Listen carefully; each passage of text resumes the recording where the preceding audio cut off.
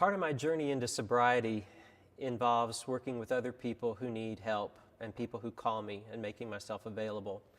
On one particular morning, I had an appointment in Nashville to meet a friend and their son for a court date that involved alcohol and some reckless behavior. As I drove down Broadway, I noticed in the corner of my eye a dumpster, and I saw a figure coming out of that dumpster.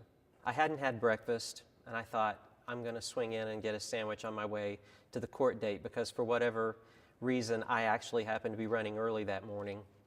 I decided in that moment I was going to get an extra breakfast sandwich for this person that I saw come out of this dumpster. I couldn't even tell if it was a man or a woman from the image that I saw. My guess is that if you're crawling out of a dumpster in the morning at 7 a.m., the night before didn't go too well. So I took the sandwich and I drove back and made a big circle to the dumpster that I had seen. And sure enough, there was a person walking out from behind. It was a cold morning. It was a woman in flip-flops, tattered gym shorts, an old men's coat. She had a cigarette, and she was obviously very, very thin. I drove up beside her with an extra breakfast sandwich. I offered it to her, and she told me, "No, I typically try to avoid eating early in the morning." So she said, "If you really want to help me, you'll go in there and buy me a case of beer."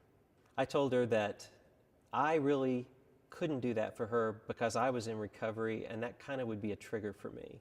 So she held her cigarette to her face and said, "That's what I hate about AA, too many rules." I rolled up my window and I left and I drove down Broadway where I needed to stop and get gas. I found a person sitting outside the convenience store there, and I offered them the breakfast sandwich because they too looked like the night before hadn't gone too well. And he said, "I absolutely would, thank you very much." And he went off and he ate it like it was the first time he'd eaten in days. And it made me think about why sometimes we accept help and why sometimes we don't. And then I began to think about myself and how similar to the dumpster lady I really am. I was on a drinking binge.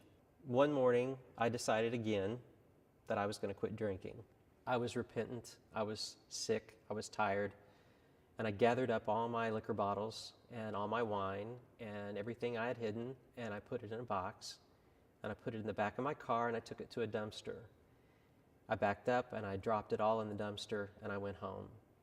And that was at about 7 in the morning because I was repentant and I was remorseful. I was sick again.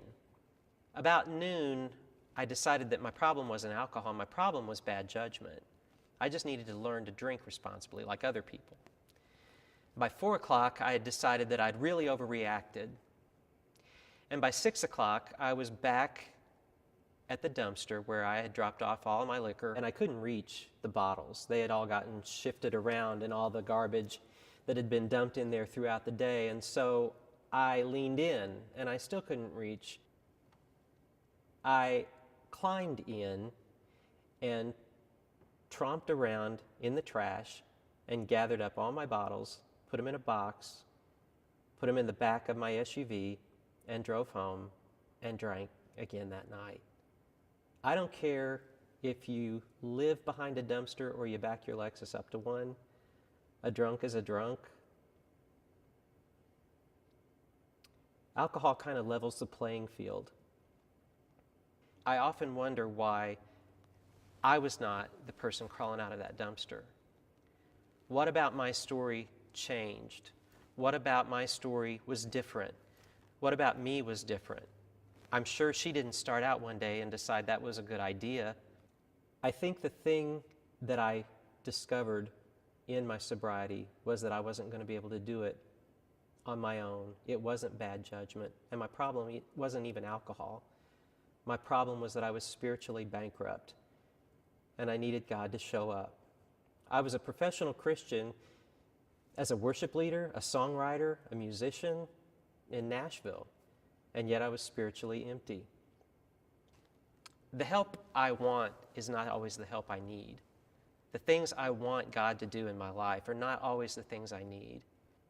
The interesting thing about when you ask God to show up He doesn't always look like you thought he would. I thought Jesus was going to ride into my situation on a white horse and rescue me from it. I didn't expect to have to go through a lot of hard recovery and work. Jesus doesn't ride in on a white horse. I think Jesus drives an '84 Bronco with bad suspension. And I think he likes to take the back roads, and I think he likes to take hairpin turns at 50 miles an hour, and then he looks over at me and says, "Trust me." I'm beginning to think that's how Jesus likes to roll. The work that I had to do was hard. I had to make amends to a lot of people. But I had to see myself as a redeemed person, and a person who needs a Savior, and a person who needs grace. And maybe that's the difference between me and the dumpster lady.